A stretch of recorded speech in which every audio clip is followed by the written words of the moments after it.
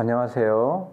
강의를 맡게 된 공주대학교 정남수입니다. 제가 강의할 내용은 예산군에 대해서 이해하고 관련해서 도시문화를 어떻게 확충할 것인지에 대한 내용입니다. 강의의 순서는 4차 산업혁명과 예산군 현황, 예산군의 공간계획, 미래상 실현 전략, 도시전략 및 활성화 계획, 도시문화 활성화 전략 순으로 강의하겠습니다. 먼저 4차 산업혁명과 예산군 현황입니다.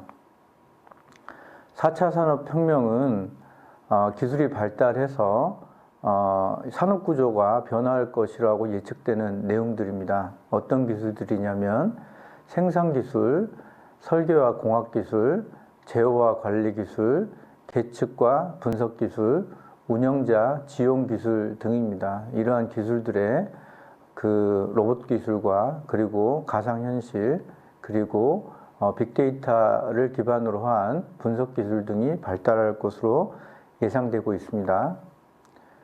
이러한 발달에 따라서 산업혁명이 일어날 것으로 예측이 되고 있는데요. 산업혁명은 간략하게 말씀을 드리겠습니다. 1차 산업혁명은 증기기관이 발달해서 기계를 이용한 공장 생산 체계를 만들었습니다. 즉 인간의 노동력을 좀 대체하는 이런 혁명이라고 볼 수 있겠습니다. 2차 산업혁명은 컨베이어 벨트를 이용을 해서 작업을 표준화하고 대량 생산 체계를 갖추었습니다. 인간에게서 노동에 대한 어떤 직접적인 실현보다는 노동에서 소외되는 어떤 결과를 가져왔죠. 3차 산업혁명 같은 경우에는 공작기계라든지 산업용 로봇을 이용을 해서 자동화 시대를 만들었다 이렇게 얘기할 수 있을 것 같습니다. 그래서 어떻게 보면은 숙련된 노동자의 어떤 이익을 침해했다고 볼 수 있겠죠. 마찬가지 내용으로 이제 4차 산업혁명이 예견되고 있는데요. 4차 산업혁명은 그동안 대부분의 자동화는 이 대량 생산 체계만 가능했었다라고 하면 이제 빅데이터를 기반으로 해서 소품종, 다품종 소량 생산이 가능한 이러한 산업혁명이 이루어질 것으로 예측되고 있습니다.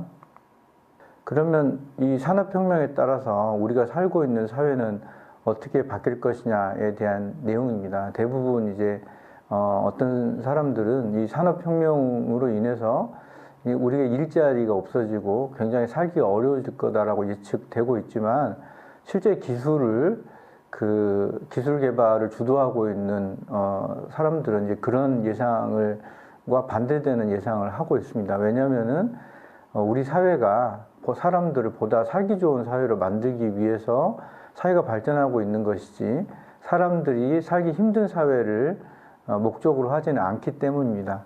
따라서 지금은 1차, 2차, 3차 산업으로 이제 나누어져 가지고 생산 비용이 높고 중임금의 수고로운 일자리들이 주로 있었다라고 하면 4차 산업이 완료된 이후에는 4차 산업혁명 기술을 바탕으로 해서 경제가 성장하고 부가가치를 창출하며 고용도 많아질 걸로 예상이 되고 있습니다. 즉 산업혁명이 완료되는 시점에서는 효용도 증가하고 창업도 증가할 걸로 이렇게 예상이 되고 있습니다. 문제는 이러한 4차 산업이 완료되는 데까지 이 변화의 시기에 고용이 감소하는 것들을 어떻게 견뎌낼 것이냐에 대한 부분입니다. 그리고 4차 산업혁명이 완료된 이후에 이러한 완료된 기술을 바탕으로 해서 사람들이 어떻게 새로운 창조 시대를 이끌어갈 수 있게 할 것이냐라고 하는 두 가지 숙제가 남아있다라고 말씀드릴 수 있을 것 같습니다. 이러한 4차 산업혁명이 예견되고 있는데 그러면 예산군은 이거에 대해서 어떠한 상황인지 정리해서 말씀드리겠습니다. 먼저 인구 구조 같은 경우에는 인구가 지속적으로 감소하고 있습니다. 과거 16만 정도의 예산군의 인구가 현재 8만 2천 명까지 감소하였고 이 감소는 앞으로도 계속될 걸로 예측되고 있습니다. 그리고 예산읍에 인구가 집중해 있고요. 이게 이제 그 예산 홍성에 도청이 들어오기 때문에 삽교 같은 경우에는 이제 홍북과 같이 인구가 좀 늘 걸로 예상이 되고 있는데 그 삽교를 제외하고는 대부분의 인구는 예산읍으로 집중될 것으로 이렇게 예상이 되고 있습니다. 그리고 예산읍을 제외한 전 지역의 고령자 비율이 20% 이상이고 시남이라든지 광시, 대흥 같은 경우에는 40%를 상회할 걸로 이렇게 예상이 돼서 초고령 사회로 나타날 것 같습니다. 또한 예산군 같은 경우에는 지역 총생산은 충남 중위권 수준이나 천안 등 충남 북부 3개 시에 대비해서는 굉장히 낮은 비율입니다. 그래서 2018년 현재 지역 총생산은 충남이 약 117조 원이면 예산군이 약 3조 원으로 좀 미비한 이런 추세에 있습니다. 그래서 도시에 비해서 상당히 열악한 그 지역 경쟁력을 가지고 있다라고 말씀드릴 수 있을 것 같고요.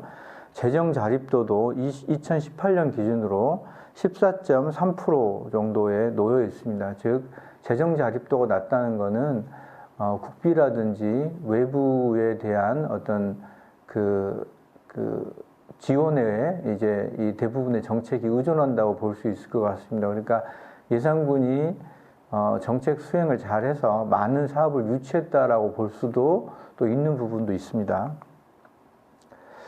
잠재력은 중부권을 연계할 수 있는 거점의 청정도시라고 말씀드릴 수 있을 것 같습니다. 자연과 문화, 청정 농업도시이고요. 광역 교통을 연계하는 거점 도시입니다. 이게 기본적으로 그 예당 조수지라고 하는 우리나라 최대의 농업용 조수지가 있고요. 예당 조수지를 바탕으로 삽교 평야에 대단위의 농업 기반이 구축되어 있습니다. 그리고 그 덕산 온천과 같이 그 역사 문화와 온천 휴양의 관광 도시이고요.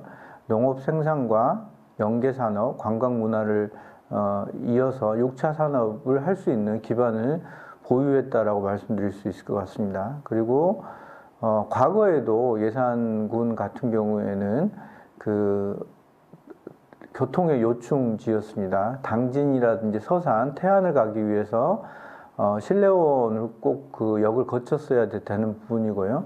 홍성이라든지 청양을 들어가기 위해서도 예산을 거쳐야 되는 부분이었습니다. 그게 이제 현재는 이제 고속도로가 확충되면서 또 장항성 철도가 보완되면서도 여전히 교통에서는 거점 도시 역할을 할 것이다 이렇게 예측이 되고 있습니다.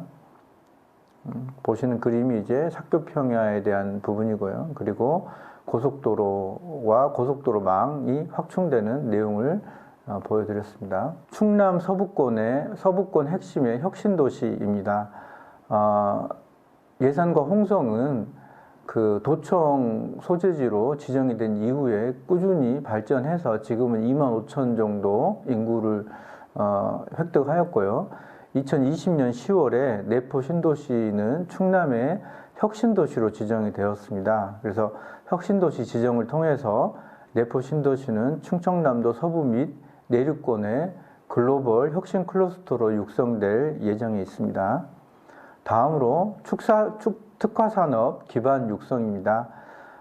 예당 일반산업단지, 신소재 일반산업단지 등 예산군은 주요 산업에서 국가혁신 클러스터로 선정이 되었습니다. 그래서 수소에너지라든지 수소전기차 등 수소 기반의 글로벌 클러스터로 육성될 예정이 있습니다. 그리고 서해안의 신산업단지라든지 내륙의 첨단산업지대와 연계할 수 있는 기반이 있습니다. 이렇게 예산군이 산업 기반을 육성할 수 있는 거에는 기본적으로 예당조수지에서 수자원을 확보할 수 있기 때문입니다. 그래서 이러한 수자원을 바탕으로 예산군은 산업적으로도 발달될 이런 잠재력이 많이 있습니다. 그래서 이제 작년에 장기발전 계획에서 예산군의 어떤 미래사항으로 다음과 같은 내용을 선정하였습니다. 1100년 역사의 예산, 미래 1000년의 도약으로 이렇게 비전을 수립하였습니다. 예산군이 예산이라는 지명이 고려시대 때, 고려 태조 때 예산이라는 지명을 태조가 내려준 이후에 지금까지 1100년 정도 역사가 있고요. 앞으로도 이만큼의 발전을 이룩하겠다라는 각오가 담겨 있는 비전입니다. 이러한 것들을 비전을 달성하기 위해서 도시다움 또는 미래다움 그리고 사람다움이라고 하는 세 가지의 전략을 수립하였습니다. 이제 도시다움 전략을 완성하기 위해서 광역의 균형발전 도시로 발전할 예정이고요. 그리고 미래다움은 혁신 산업관광 도시를 통해서 달성할 예정입니다. 사람다움은 노인이라든지 그리고 여성 등 사회적 약자를 포용할 수 있는 상생 건강 도시를 통해서 달성할 이런 예정입니다. 또한 작년에 주민 참여를 통해서 주민들의 수요조사를 진행한 바가 있습니다. 이 수요조사에서 생활 만족도 같은 경우에는 대부분이 이제 만족하는 것으로 이렇게 조사가 되어 있습니다. 이러한 생활 만족도를 이제 만족한다라고 결과를 내는 데에는 사실 좀 몇 가지 이유가 있습니다. 실제로 생활 서비스 기반이 이게 확충되어 있다라고 볼 수도 있고요. 또는 이제 현재의 예산군 상황에 부합하는 사람만 예산군에 현재 거주하고 있다. 이렇게 볼 수도 있을 것 같습니다. 주로 이제 노년층이라든지 또는 이제 어느 정도 재정적인 어떤 안정이 돼 있는 사람들이 이렇게 대답했을 소지가 있고요. 근데 이제 문제는 이제 이러한 것들이 예산군에 장기적으로는 잠재적인 어떤 좀 위험이 될 수 있다. 이렇게 볼 수 있을 것 같습니다. 예산군의 이미지는 농업도시 이미지가 70%로 가장 많았습니다. 아무래도 농업 생산 기반도 뛰어나고 그리고 경지도 굉장히 많기 때문에 주요한 산업들이 농업에 기반하고 있기 때문에 이러한 이미지가 퍼져 있지 않았나 이렇게 판단이 됩니다. 그래서 도시의 잠재력 또한 관광이라든지 휴양 그리고 농업 생산과 연계해 가지고 발전할 수 있는 이런 잠재력으로 조사가 되고 있습니다. 그리고 예산군의 미래상 같은 경우에는 문화관광이라든지 교육복지 쪽에 좀 더 발전을 했으면 좋겠다 이렇게 국민들이 대답을 해줬습니다. 그래서 이러한 것들을 해결하기 위해서는 일자리 창출이라든지 그리고 보건 및 의료 시설들을 확충하는 게 필요하다 이렇게 얘기를 했습니다. 이제 문제는 그 지역에 아까 말씀드린 대로 사실은 산업단지라든지 이런 것들이 발달할 수 있기 때문에 일자리 창출을 위해서 예산군이 그동안 많은 산업단지를 개발하고 기업들을 유치했지만 이러한 근로자들이 예산군에 정주를 하는 선택을 하지 않은 것들이 현재 예산군에서는 좀 잠재적인 문제점이지 않을까 이런 걱정이 듭니다. 그래서 일자리를 창출하더라도 그냥 여기서 일만 하고 올라가는 것들이 아니고 여기에서 일을 하면서 지역 내에서 정주할 수 있는 이런 여건을 마련하는 것들이 무엇보다 필요한 상황이지 않을까 이렇게 판단이 됩니다. 예산군의 목표 인구는 2018년도 현재 82,300명 정도 인데요. 이게 지금 자연적으로는 감소할 것이다라고 예측이 되고 있고요. 사회적으로는 좀 증가시켜야 되지 않느냐. 그리고 꼭 여기서 정주하지 않더라도 주간 활동 인구를 좀 보장해야 되지 않느냐. 이렇게 계획을 수립했습니다. 그래서 2040년에 목표 인구는 97,300명 정도 이렇게 목표 인구를 설정하였습니다. 단계별로도 이렇게 82,300명에서 그리고 82,900명까지 조금씩 증가한 걸로 이렇게 목표 인구를 설정을 하였지만 사실은 쉽지 않은 목표일 것 같다 이런 판단이 듭니다. 예산군의 주요 계획 지표입니다. 아까 말씀드린 대로 이제 2040년에 인구 같은 경우에는 87,500명 정도 이렇게 했고요.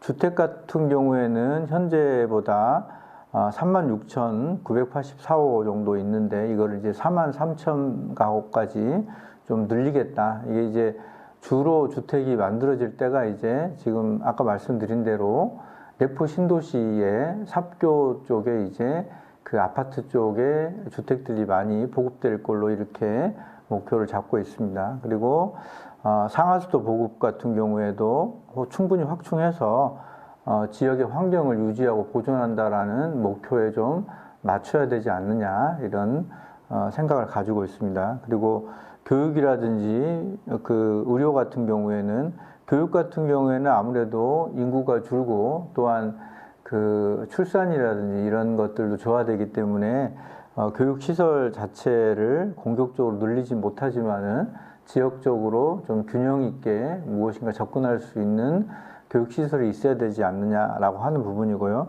병상 같은 경우에도 현재보다는 좀 늘리는 걸로 이렇게 계획이 되어 있습니다. 그리고 도시공원 같은 경우도 조금씩 이제 늘리는 이런 계획이 되어 있지만 아무래도 다른 요소들에 비해서는 좀 후순위로 밀리는 이런 상황입니다. 다음으로 예산군의 공간구조에 대해서 말씀을 드리도록 하겠습니다. 아까 말씀드린 이제 그 예산군의 공간구조에서 지역민들은 서비스를 어디에서 이제 얻고 있느냐에 대해서 좀 정리를 해봤습니다. 이 순서대로 이제 사실은 서비스를 지역 내에서 얻고 있는 부분인데요. 보육시설이라든지 교육시설, 노인복지 등 같은 경우에는 타지에 나가지 않고 지역 내에서 대부분 해결하고 있는 것으로 이렇게 조사 결과 나타났습니다. 반면에 이제 종합병원이라든지 의원, 그리고 여가라든지 체육 같은 경우에는 지역 내에서 어느 정도 소비는 하고 있지만 외부로 많이 나가고 있는 이런 실정입니다. 그리고 상업이라든지 금융으로 가면은 대부분은 지역 내보다는 외부에 의존해서 진행하고 있는 걸로 이렇게 조사가 되었습니다. 그래서 사실은 이 상업이나 금융에 대해서도 지역 내에서 해결해보자 이런 목표도 가질 수 있겠지만 현실적으로는 병의원이라든지 여가 체육 정도를 일단 외부로 나가던 수요들을 지역 내에서 시설 확충을 통해서 활동할 수 있도록 계획을 해보자라고 하는 게 현실적인 대안이지 않겠냐 이렇게 판단이 되고 있습니다. 공간 구조도 2020년에는 실은 이제 그 3도심, 2지역 중심, 2지구 중심으로 이렇게 계획을 했던 사항을 좀 변경해서 2040년도 변경 안에는 1특화 중심을 이제 추가했고요. 그리고 고덕 신암의 지역 중심과 덕산 예당의 지역 중심 이런 것들을 설정을 했습니다. 그래서 산업형 관광도시를 구현하고 도시의 균형 발전을 제고하고자 라고 이렇게 공간 구조를 설정을 했다 이렇게 말씀드릴 수 있습니다. 생활권 같은 경우에는 사회 문화적 동질성을 고려하고 그 다음에 이제 지정계획의 연속성을 확보한다라는 측면이 있습니다. 그리고 행정동과 경계일치로 생활권 기능을 강화하고 효율성을 제고하고자 하였고요. 생활권별 자연적, 사회적 인구 증감을 고려해서 인구를 배분했습니다. 그리고 생활권별 현황 여건 및 개발 방향을 고려해서 인구 밀도를 계획했습니다. 그래서 생활권을 이렇게 예산 생활권, 내포 생활권, 그리고 예당 생활권으로 이렇게 이렇게 안을 설정을 했습니다. 예산 생활권 같은 경우에는 그 인구를 한 37,000 정도, 그리고 내포 생활권 같은 경우에는 42,000 정도, 예당 생활권 같은 경우에는 85,000 정도를 이렇게 유지하는 걸로 이렇게 계획을 세웠습니다. 다음으로 이제 생활권별 발전 방안입니다. 예산 생활권 같은 경우에는 예산의 행정, 상업, 업무, 산업, 문화, 주거의 중심 역할을 수행을 합니다. 그리고 예산의 중심성을 유지하고 균형 있는 효율적인 도시 서비스를 제공해야 되는 부분이 있습니다. 그래서 발전 구상으로는 예산 도심과 실내원의 압축적 도시 관리로 도심구 기능을 강화하고자 하였고요. 역사 문화, 관광 자원과 농촌 문화 융합으로 새로운 도시 가치를 창조하고자 했습니다. 충남 북부의 산업축과 예산군의 산업 기반을 연계하여 지역의 산업 성장을 유도하였고, 인구 고령화와 맞춤형 도시 서비스 방안을 도입하였습니다. 그래서 보시는 것과 같이 예산역과 실내원역을 중심으로 이러한 것들을 구성하였습니다. 다음으로 내포 생활권에 대한 얘기입니다. 내포 생활권 같은 경우에는 내포 신도시의 광역 행정 거점 및 덕산 지역의 관광, 문화, 여가 기능을 활성화하고 삽교 신역사, 역세권 개발을 통해서 활력을 제고하며 산업 및 관광 기반 특화로 균형 발전을 모색하고자 하였습니다. 그래서 내포 신도시의 안정적 개발 추진을 통해 광역 행정 거점을 육성하고 도시 성장축을 제고하고자 하였습니다. 내포 신도시와 덕산 지역 연계로 관광 여가 기능을 제고하고자 이렇게 계획을 했습니다. 그리고 지역 산업 클러스터 조성을 통해 지속 가능한 자족 경제 기반을 구축하고요. 거점 농촌 마을 정비를 추진하고자 하였습니다. 다음으로 예당 생활권에 대한 얘기입니다. 예당 생활권 같은 경우에는 지역 특화 자원을 활용한 관광 거점을 조성하고 이를 연계한 관광 벨트를 구축하고자 하였습니다. 관광 거점과 산업 클러스터 배후 거점 및 기반 시설 확보로 농촌의 지속 가능성을 확보하고자 하였습니다. 그래서 예당 저수지를 중심으로 주변 지역과 연계하는 체류형 관광 여가 공간을 조성하고자 하였고요. 농촌 문화와 관광이 공존하고 귀농 경쟁력이 있는 농촌 마을을 조성하고 예산 북부 지역 산업 클러스터를 연계하며 산업과 관광 여가 기능을 지원하는 배후 단지를 조성하고 정비하고자 하였습니다. 도시재생도 앞에서 말씀드린 생활권별 발전계획과 유사하게 설정하였습니다. 그래서 원도심권역과 신도심권역, 예당권역 이렇게 설정을 해서 각각의 현황과 그 다음에 지역 특징 등을 도출한 부분이 있습니다. 다음으로 이제 교통계획에 대한 내용입니다. 예산군 같은 경우 인접도시와의 연계성 강화 및 광역 접근성을 고려하고 충남의 중부권의 교통물류 요충지로서 도약하고자 하였습니다. 그래서 간선도로망을 당진 영덕간 고속도로와 함께 서부 내륙 고속도로를 연계하여 남북 간선 연계축을 강화하고 중부권 축과 고속도로와 그 다음에 이제 그 신설 추진으로 동서 간 연계축을 강화하고자 하였습니다. 그리고 지역 내의 도로망 계획을 통해서 인접도시와의 연계성을 강화하고 도시지역과 농촌 생활공간 연결 체계를 구축하며 예당저수지 등 주요 관광지 연계 도로망을 구축하고자 하였습니다. 사실은 교통계획 안에 이렇게 도로계획 외에도 대중교통계획이 들어가 있었어야 되는데 현재는 이런 부분이 좀 빠져 있는 것들이 좀 아쉬운 부분입니다. 그리고 철도망 같은 경우에는 수도권 접근성 강화를 위해서 서해안에 서해선 복선 전철을 추진하고 서해안 내포철도 건립계획 및 장항선 복선 전철화에 연계한 개발계획을 수립하며 중부권의 동서 횡단 철도를 구축하고자 이렇게 계획을 세웠습니다. 또한 환승 거점을 마련하기 위해서 예산역, 삽교역, 실내원역 거점에 복합 환승 체계를 구축하고자 하였습니다. 환승 시설 구축 시 인접 지자체와의 연계로 이용객의 편의가 도모될 걸로 예상이 되고 있습니다. 공원녹지 계획입니다. 천혜의 자연환경을 보존하고 주민들의 삶의 질 향상을 위한 쾌적한 녹색 공간을 마련하며 생활권별 녹색 공간의 균형적 배분 및 확충과 풍부한 수변 자원을 활용한 친수 공간을 조성하고자 하였습니다. 그래서 주요 녹지축 같은 경우에는 자연 생태축, 예산군 같은 경우에는 대부분이 이제 예산군을 경계로 해서 주요한 산들이 주변을 다 둘러싸고 있는 이런 형태입니다. 그래서 예산군 외곽의 주요 산림을 연계한 환상 녹지축을 구축하고요. 그 다음에 문화 녹지축으로 예산, 내포, 예당호를 연계한 도시문화 녹지축을 구축하고 양호한 오픈스페이스 및 관광문화를 활성화하고자 했습니다.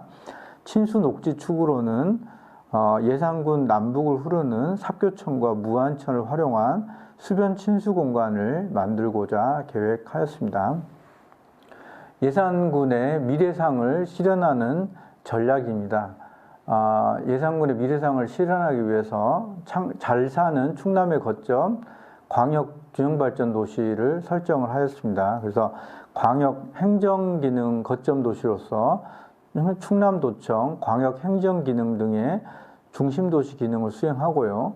혁신도시 기능 지원을 위한 덕산명과 삽교읍의 지원 인프라를 확충할 예정입니다. 그리고 내포와 예산의 조화로운 균형발전 도시를 목표로 수소경제 혁신 거점 조성을 통한 산업발전 기반을 구축하고 원도심 내 유유부지 도시재생 거점 활용 및 스마트 빌리지를 조성하고자 하였습니다. 그리고 읍면지역이 쾌적한 정주환경 지속가능 도시를 만들고자 하였습니다. 저소득층을 위한 주택 공급의 안전성을 확보하고요. 면 소재지 활성화 사업과 주거지 재생 사업으로 정주 환경을 개선하고자 하였습니다. 그리고 도시와 농촌이 유기적으로 연계하는 통합도시를 만들고자 하였습니다. 대중교통 결절지에 스마트 건강관리센터를 조성하고 생활 SOC를 복합화하며 수요 응답형 스마트 대중교통 시스템 및 농기계 공유 시스템을 만들 그런 계획을 수립하였습니다. 혁신산업 관광도시로는 친환경적인 첨단 융복합 도시를 목표로 자율주행 수소전기차 산업 및 바이오 헬스 융복합 산업 기반을 조성하고 AI 테스트 플랫폼, 4D 프린팅 등 첨단 산업의 장기 육성 방안을 마련하였습니다. 그리고 고부가가치의 경쟁력 있는 농업도시를 위해서 친환경 식품 클러스터로 6차 산업 육성, 스마트팜 조성 확대로 스마트 농업 기반 조성 및 인구 감소에 대응하는 계획을 이렇게 수립하였습니다. 그리고 머물고 싶고 다시 찾고 싶은 문화관광 도시를 위해서 관광자원과 연계한 농촌 체험관광 활성화 및 문화축제 육성 계획과 예산군이 보유한 관광자원을 연계한 치유관광 클러스터 구축을 계획하였습니다. 지역경제와 소상공인이 웃는 활력도시를 목표로 재래시장의 물리적 환경 개선 및 경영 전문화 등 경쟁력을 제고하고 지역경제 자원을 위한 협동조합 및 사회적 기업 활성화 지원을 계획하였습니다. 다음으로 사람 중심의 행복한 예산 포용 상생 건강도시입니다. 모두가 만족하는 생활 인프라를 향유하는 도시를 목표로 복지버스 노선 도입 운영 및 대중교통 수단 사각지대를 해소하고 공공보건 의료기능 강화 및 지역사회 건강지킴이 역할을 수행하는 계획을 수립하였습니다. 누구나 존중받는 생활격차 없는 복지도시를 목표로 소외계층 정보화 교육 및 사회적 약자와 정보 양극화를 해소하고 여성 삶의 질 향상 및 고령 세대를 배려하는 정책 개발을 지속한다는 계획을 수립하였습니다. 사통팔달로 연계된 편리하고 쾌적한 교통 허브 도시를 목표로 광역교통과 빠르게 연계되는 교통체계를 마련하고 광역교통 인프라를 활용한 산업단지 및 배후 물류단지 조성을 계획하였습니다. 살기 좋고 마음 편한 안전한 친환경 도시를 목표로 사회 안전망 서비스의 통합 연계가 가능한 시스템을 구축하고 그리고 화석에너지 사용량 축소 및 온실가스를 저감하는 대책을 수립하였습니다. 다음으로 도시 활성화 계획입니다. 도시 활성화 계획을 수립하기 위해서 도시 활성화 계획을 수립하기 전에 우선 이제 도시재생 전략계획을 수립하였습니다. 도시재생 전략계획은 예산군 내의 도시지역에 재생이 필요한 지역에 대해서 조사하고 주민들의 의견을 수립을 해서 각각의 지역들을 어떤 식으로 활성화시킬 것인지에 대한 전략을 수립하는 부분이었고요. 오른쪽에 보시는 것과 같이 예산 3리부터 실내원 리까지 7개 지역을 이렇게 수립을 하였습니다. 현재 수립된 7개 지역 중에서 현재 3개의 지역이 사업이 선정돼서 진행을 하고 있고 또 창소 3리 같은 경우 현재 소규모 사업이 선정돼서 진행할 예정에 있고요. 그리고 이제 도시재생 또 활성화 계획에 신청해서 이 지역까지도 이제 사업을 진행할 이런 목표를 가지고 있습니다. 각각의 대상지들은 아래 보시는 것과 같이 우리 동네 살리기부터 주거지 지원형까지 다양한 사업들로 이렇게 신청이 되고 있습니다. 현재 선정된 사업에 대해서 간략하게 말씀드리겠습니다.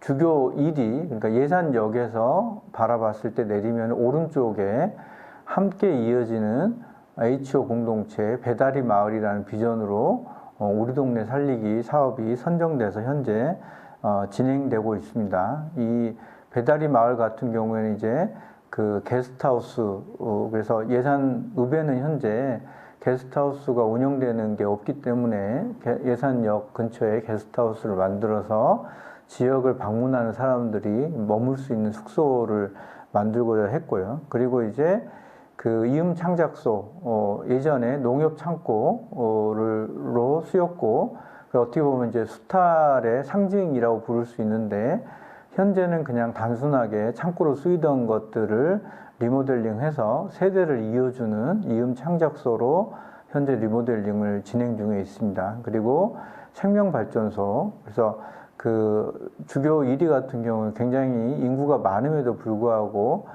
마을 해관이 굉장히 열악해서 주민들이 마음 놓고 활동할 수 있는 공간이 좀 부족했고 주민들이 외부 사람들과 연계하고자 해도 공간이 너무 부족했던 부분을 이제 그 생명발전소로 좀 확충을 해가지고 지역의 공동체를 활성화하고 지역을 살려보고자 하였습니다. 그래서 이 사업도 현재 선정돼서 내년까지 사업이 진행되고 있습니다.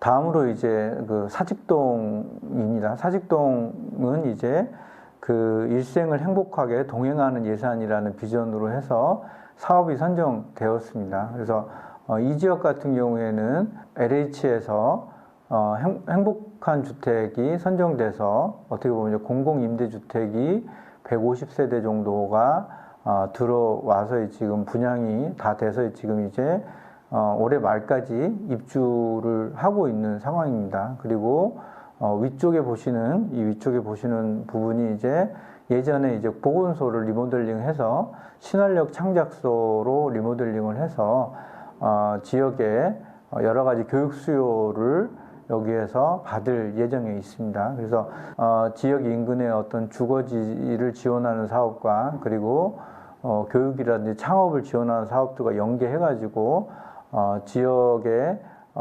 도시를 좀 재생해보자라고 하는 사업을 신청했고 사업이 선정돼서 현재 진행 중에 있습니다. 이 지역 같은 경우에는 주거지 지원형으로 사업이 진행되고 있고 이 주거지 지원형을 통해서 지역의 마을관리 협동조합을 만들고 그리고 통합복지 플랫폼이라든지 그리고 청년 창업소 이런 것들을 만들어서 주거와 일자리와 각종 복지 여건을 확충한다 이런 계획을 수립해서 현재 진행 중에 있습니다. 다음으로 이제 예산사리의 샛들마을 사업입니다. 그래서 예산사리는 상설시장 위쪽에 있는 마을입니다. 그래서 예산사리 같은 경우 이제 현재는 상설시장에 사람들이 와서 물건을 사더라도 그냥 물건을 사고 그냥 떠나는 이런 입장이 있습니다. 그래서 예산사리가 이제 교남마을인데 이걸 이제 도란도란 교남마을이라는 비전을 통해서 주민들의 주거복지를 실현하고 삶의 질을 제고하며 또한 찾아가고 싶은 재미있는 거리를 만들고 커뮤니티 시설도 확충해서 이 상설시장에 온 분들이 교남마을에 좀 방문해 볼 수 있는 이런 목표를 가지고서 사업을 진행하고 있습니다. 그리고 주민들 또한 현재 상설시장의 인근에 있기 때문에 사실은 마을 기능이 별로 살아있지 않아서 주민 공동체를 좀 회복해보자 라는 목표로 현재 사업이 진행되고 있습니다. 다음으로 이제 도시문화 활성화 전략입니다. 도시문화 활성화 전략에 대해서 이제 다루는 이유는 우리는 도시문화를 활성화하기 위해서 굉장히 많은 사업들을 유치하고 있지만 실은 이런 사업들이 도시문화를 활성화하는 쪽보다는 오히려 주민들의 이주를 강화하고 도시문화를 약화하는 쪽에 역할을 하고 있는 부분들이 있기 때문에 이런 것들을 좀 정리를 해봤습니다. 도시문화 활성화 전략을 이해하기 위해서는 시스템적 사고에 대해서 이해를 해야 됩니다. 시스템적 사고는 시스템 문제로서 파악되는 복잡한 현상을 하나의 시스템으로서 설명하거나 계획 통제하려는 사고방식이고요. 체계적이고 계통적인 정보 수집을 행하는 데 유용한 방식이 될 수 있습니다. 그래서 현실의 복잡한 문제를 해결하기 위해 실태를 모사하는 것으로 현실의 대상과 그 시스템 모델과의 사이에 기본적으로 유사성이 있는지의 여부가 중요하고요. 모델화에 있어서 오류가 발생하면 과정을 환원하면서 처음의 가설을 한층 개선할 수 있습니다. 그래서 시스템적 접근 방식이 계획 책정에 갖는 의의는 전체를 전체로서 실제의 환경 속에서 고찰할 수 있고 대상 시스템과 환경을 동적으로 파악할 수 있다는 장점이 있고 복잡성을 경감하여 계량화와 수량화 계획에서 최적화 기법 등의 기초가 될 수 있고 사회경제개혁과 같은 복잡한 상황에 관해 서로 논의하는 경우 가장 적합한 의사소통 방식이 될 수 있습니다. 이 시스템적 사고를 통해서 현재 이 농업을 기반으로 한 예산군의 현황에 대해서 좀 정리를 해봤습니다. 예산군 같은 경우에는 기본적으로 이제 병지의 생산 효율이 점차적으로 감소하는 이런 특징이 있었고요. 그러니까 지역에 있는 이제 농업에 관련된 분들의 영농 의욕이 감소하였고, 그리고 인농이라든지 탈농이 증가했습니다. 인농이라든지 탈농이 증가하면 인건비가 상승하게 되고, 그리고 이제 인건비가 상승하니까 외국인 노동자들이 또 들어오고, 또 그러다 보니까 이제 농촌의 공동화가 유발되는 이러한 악순환이 반복되는 부분이었습니다. 그리고 인농이나 탈농이 증가하니까 또한 개발 행위가 증가해서 난개발이 이루어지고, 그러니까 또 농촌이 공동화하는 이러한 악순환이 이어집니다.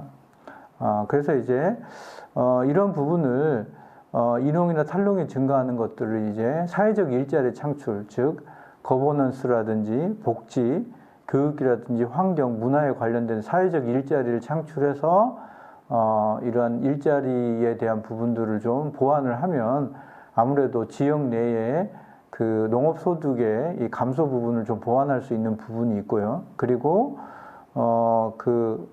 노동력 감소 부분 또한 좀 보완할 수 있는 부분들이 있습니다. 그리고 이 개발 행위가 증가하는 거에 대해서 일정한 규제가 좀 가해지고 또 환경 인센티브를 좀 주어진다고 하면 아무래도 난개발이 좀 저하되고 농촌의 공동화를 막을 수 있는 부분이 있습니다. 그래서 어떤 하나의 원인이 어떤 것들을 유발하는지에 대한 내용을 파악을 해서 정관계와 역관계를 설정한다라고 하면 지역에 맞는 어떤 특징적인 방향을 만들 수 있을 것으로 예상이 됩니다.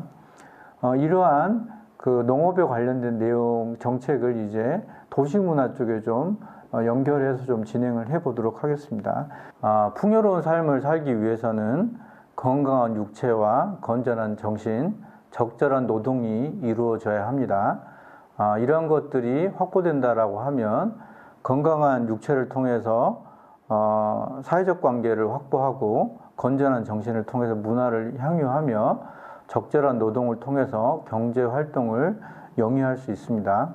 그렇지만 현대 사회는 우리가 이렇게 풍요로운 삶을 살도록 놔두지 않습니다. 이유는 이제 우리가 시장이라고 하는 그 영역에서 끊임없이 경쟁해야 하기 때문입니다. 따라서 과도한 욕구가 만들어지게 되고요. 이 과도한 욕구는 우리에게 이 불안을 야기하게 됩니다. 그래서 뭐 아이를 키우려면 몇 억이 필요하다는 등 노후를 준비하기 위해서 몇십억이 갖춰져야 한다는 이런 불안감을 계속 그 조장을 하기 때문에 우리가 현재 가지고 있는 관계나 문화, 경제에 만족하지 못하고 더 노력하도록 이렇게 유도합니다. 그렇지만은 경제라고 하는 것들은 한정된 영역에서 서로가 이거를 이제 제로섬 게임에 가깝기 때문에 누군가 더 많이 이렇게 소유하게 되면 다른 사람들은 상대적으로 훨씬 덜 소유할 수밖에 없는 상황이 되고요. 그러면은 사람 사이에 불균형이 심화될 수밖에 없는 상황이 됩니다. 그러니까 이렇게 이제 과도한 욕구를 가져가다 보면 불균형에 따라서 불만들이 많아지겠죠. 그래서 다시 자연과 인간에 대해서 관계에 대해서 통찰해서 우리가 욕심을 내려놓을 수 있어야 풍요로운 삶을 살 수 있는 이런 조건입니다. 이거를 이제 도시 문화에 이렇게 적용을 해보도록 하겠습니다. 도시 문화는 사람과 자원 그리고 공간이 상호작용을 통해서 정체성을 확보하고 만들어진 정체성이 시간이 가면서 도시 문화로 발달하게 됩니다. 도시 문화가 발달하면 성숙한 시민 의식과 이 지역분들의 어떤 신뢰와 같은 사회적 자본 그리고 지역의 어떤 이미지 이런 것들이 확충이 되게 됩니다. 문제는 예산군 같은 경우에는 인구 16만의 도시에서 현재 8만 2천 명까지 줄어들었다는 데 있습니다. 그래서 이제 예산 지역의 정체성이 충분한 시간을 가지고 발전하고 확충되는 것보다는 8만 2천 명까지 이게 떨어져 오면서 그동안 지역 내에 있었던 도시다움 또는 시민의식 이런 것들이 점차 쇠퇴하고 사람들의 어떤 피해의식이 많아지는 이런 부작용이 있었던 이런 지역입니다. 따라서 이런 것들을 어떻게 다시 확충할 수 있을 거냐라고 하는 것들이 지역 내에 도시 문화를 만들기 위해서 숙제라고 볼 수 있을 것 같습니다. 이러한 숙제를 가지고서 다시 위와 같은 그림을 좀 그려봤습니다. 지역의 생산력이 증대되고 지역이 발전하기 위해서 우리 국가가 발전하기 위해서 기계화라든지 자동화, 무인화 등을 계속 진행해 왔습니다. 이렇게 지역이 발전하는 과정에 지역 간 불균형도 심화되고 그리고 재해라든지 그다음에 사람들 사이의 어떤 이기적인 감정들도 많아졌습니다. 즉 개인화라든지 그리고 획일화, 환경 파괴 이런 것들이 많아질 수밖에 없었던 그런 상황입니다. 이런 것들을 해결하기 위해서는 지역사회의 어떤 공동체의 확충이라든지 그리고 시민의식의 확보 그리고 지속가능 사회를 위한 환경의 복원 이런 것들이 필요한 상황에 있습니다. 따라서 지역사회 공동체를 확보하기 위해서는 우리가 과거와 같은 획일화된 가족뿐만 아니고 다문화라든지 또는 다양한 형태의 가족들을 우리가 사회 구성원으로서 지역 공동체의 구성원으로서 받아들일 필요가 있습니다. 그리고 이 획일화해 가는 이런 것들을 방지하기 위해서 우리가 적절한 건전한 시민운동이 있어야 될 걸로 판단이 됩니다. 예당조수지의 환경을 복원하기 위한 시민운동이라든지 들어온 기업들의 이제 환경 피해를 줄이고 그리고 이제 그 고령화되고 이 공동화된 지역사회를 유지하기 위한 적절한 시민운동이 필요합니다. 그리고 환경 파괴에 대해서 이걸 복원하기 위한 지역사회의 어떤 노력들도 필요합니다. 그래서 다양한 가족을 만들고 그리고 청년들을 유입할 수 있는 분위기를 만들고 건전한 생태계를 만들어야 우리가 지역의 포용사회를 지향하는 도시 문화를 발달할 수 있고 이 발달된 문화를 바탕으로 다시 지역이 발전하는 모습을 달성할 수 있을 것 같습니다. 앞에서 이제 제가 4차 산업혁명을 말씀을 드렸는데요. 4차 산업혁명으로 인해서 우리가 예견되는 그 미래가 있습니다. 예견되는 미래는 바로 공유경제 생태계라고 하는 미래가 예견되고 있습니다. 그래서 미래의 산업은 시스템으로 연결되며 여기에 인공지능 기술과 빅데이터가 결합해서 자율적으로 운영되는 시스템으로 진화할 것으로 예측되고 있습니다. 그래서 지역에서도 지역 정보를 모아놓은 앱 등을 통해서 생산, 유통뿐만 아니라 민박, 체험 테마, 축제 정보 등 맞춤형 정보를 다양하게 제공하고 공유경제 생태계 구축을 통해서 관리자, 판매자, 그리고 정주, 치유 등 다양하고 새로운 소득 모델 구축이 가능해야 됩니다. 그리고 우리 기술을 바탕으로 우리 실정에 맞는 4차 산업혁명을 달성할 수 있는 기반을 구축해야 될 필요가 있습니다. 4차 산업혁명을 위해서 이 기반 기술로서 지역 내에서 스마트 도시를 만들고자 하는 노력들이 많아지고 있습니다. 급속한 도시화 및 인구 집중으로 인해 다양한 도시 문제가 발생하고 있으며 이를 해결하고 도시의 경쟁력을 강화하기 위해서 다양한 도시 모델이 등장했고요. 선진국 등에서 기후변화 대응 및 도시민의 삶의 질 향상을 위해 최신 ICT 기술을 도입한 스마트 도시를 구축하여 지속 가능한 도시 모델 구축을 추진하고 있습니다. 그래서 이렇게 발달된 기술들을 또한 예산군에 도입해서 예산군의 공동화와 노령화 문제를 일정 부분 해결할 수 있을 것으로 기대되고 있습니다. 즉 교통 혼잡 문제라든지 그리고 주차 문제, 방법 문제, 환경 문제, 그리고 쓰레기 문제 등과 같은 문제들입니다. 특히 이제 주차 문제 같은 경우에는 저희가 이제 수요 조사를 하면 지역민들 같은 경우에 자꾸 주차장을 이렇게 확보해 달라라는 요구가 있습니다. 근데 이제 막상 그 주차 가능 대수라든지 이런 것들을 분석해 보면 그렇게 부족하지 않은 상황입니다. 문제는 이제 이러한 것들에 대해서 주차장이 어디 있는지 지역민들이 사실은 모르고 있다라는 부분들, 그리고 주차장에서부터 목적지까지 걸어갈 수 있는 적절한 동선이 확보되지 않은 부분들이 있습니다. 그래서 이런 것들을 ICT 기술을 연결을 해가지고 해결해 준다라고 하면 굳이 이제 주차장을 확보하려는 사업을 진행하지 않더라도 지역 내에 주차 문제를 해결할 수 있지 않겠냐라는 판단을 하고 있고요. 방법 문제 같은 경우도 마찬가지입니다. 과거에 이제 사람들이 많이 살았을 때는 이게 이제 사람들이 활동하는 것 자체가 방법 역할을 했었죠. 근데 이제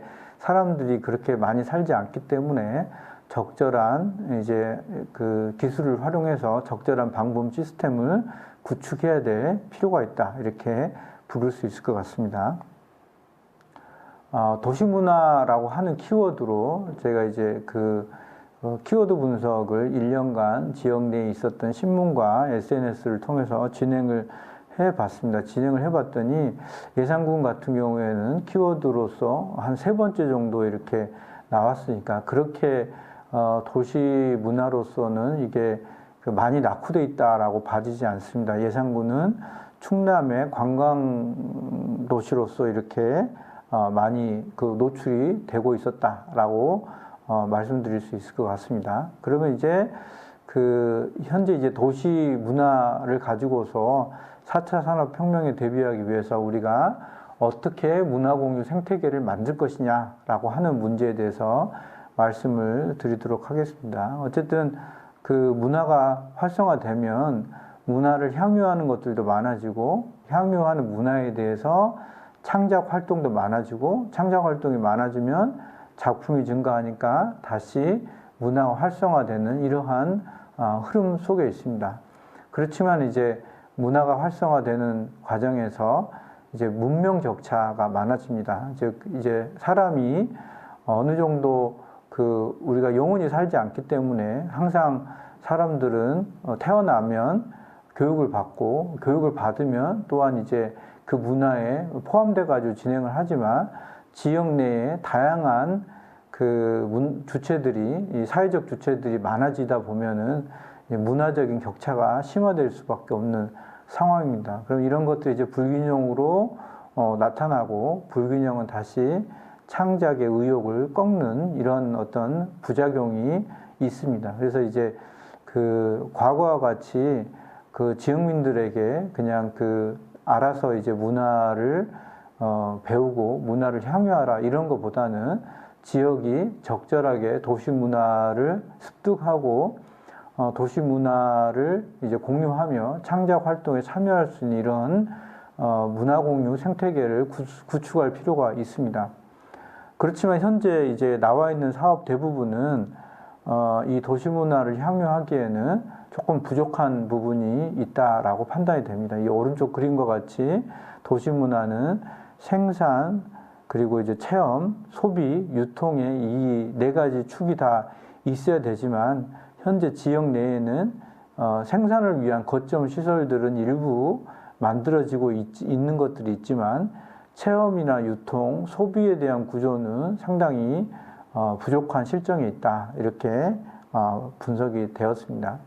이런 것들을 보완하기 위해서 지역 내에 신활력 플러스 사업이 현재 그 선정돼서 운영되고 있는 부분들이 있습니다. 그래서 이 신활력 플러스 사업은 사람에서 공동체로 개인에서 그룹으로 예산 발전의 일자리를 창출해보자라고 하는 목표를 가지고서 그 한 70억 정도의 사업비를 받아서 현재 추진되고 있습니다. 그래서 이 신활력 플랫폼을 구축하고요. 그리고 로컬 액션 그룹을 양성해서 전문화하고 일자리 기반을 만들고 그리고 이제 그 연계하고 후속 사업까지도 강화하는 이런 목표를 가지고 추진되고 있지만 이런 것들이 그 실과를 아울러서 추진되는 것들이 아니고 어떻게 보면 이제 이 사업을 따온 담당자만의 사업으로 좀 많이 축소돼서 진행되는 부분들이 있습니다. 그래서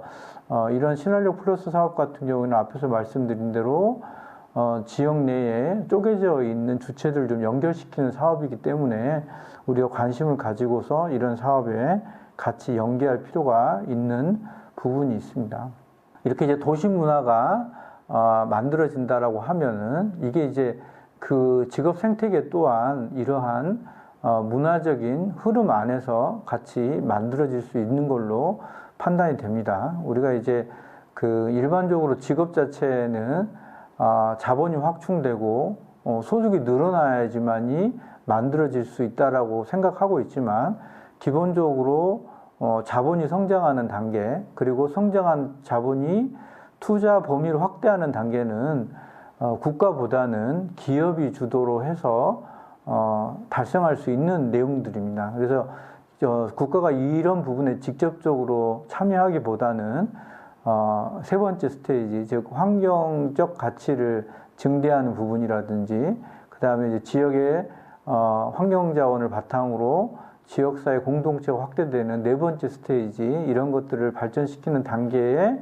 국가가 조금 더 역점을 둬서 진행을 하고 이렇게 지역사회의 어떤 잠재적 특성이나 이 성장력이 강화되면 이를 바탕으로 기업이라든지 개인들이 노력을 해서 지역사회의 어떤 자본을 발달시키고 일자리를 창출하는 이러한 선순환 구조를 만들 수 있지 않을까 이렇게 판단을 했습니다.